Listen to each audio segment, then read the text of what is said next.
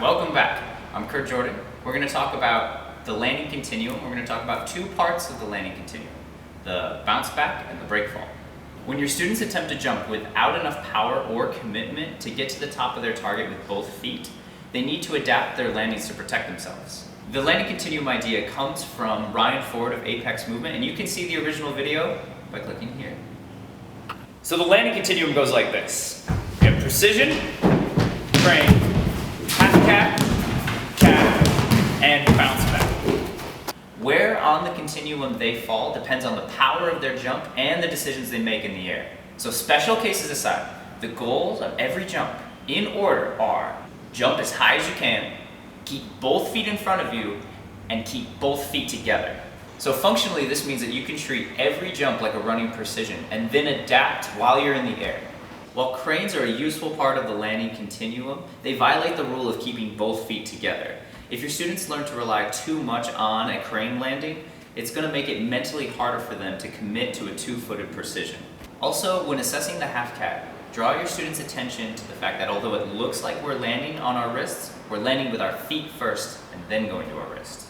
To help your students get comfortable with a two-footed landing, you have to teach them the bounce back and the breakfall. Start by having your students practice the bounce back to their feet, because you don't want them break falling unless they have to. To teach a bounce back, have your students start a few paces back from a wall. Try a running jump to touch 2 feet to the wall at the same time and land quietly back on the ground. As they get comfortable, have them jump from further back from a floor-level takeoff target. Cue them to try to stick to the wall as long as they can. This will get them to bend their legs and absorb the momentum of the jump. You can give them a visual target to hit with their feet. Then make the target an actual corner once they've demonstrated their precision. There are many kinds of breakfall techniques. Today we're going to be focusing on the backfall. Beginners often fall with their arms outreached behind them. Don't let them do this because in this position it's easy to break the wrist. Have your students squat down and round their back. Tell them to look over one shoulder and tip over backwards. Backfalls are better when they're a bit off center because this provides more protection for the head and neck. This takes practice, so let your students repeat this skill a few times. Cue them to keep their body round and their chin tucked so their head doesn't hit the ground. As they get more comfortable, have them start from higher and higher up, eventually having them jump backwards into their breakfall. Once your students have learned the bounce back and the breakfall separately, try putting them together. Make sure your students understand that when they're falling, their first priority is to get their feet underneath them, then a breakfall if necessary. It can be hard to have your students fake a realistic fall, so here are some games and drills that can help.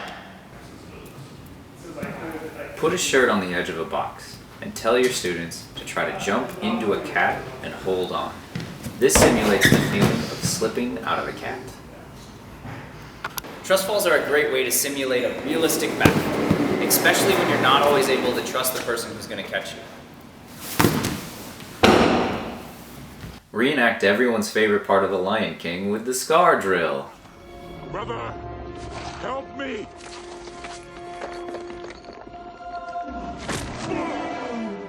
Long live the king.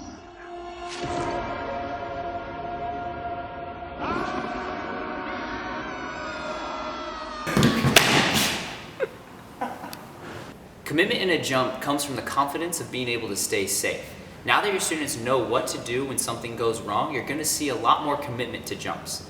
I'm Kurt Jordan at Parkour Visions. Have fun and train safe.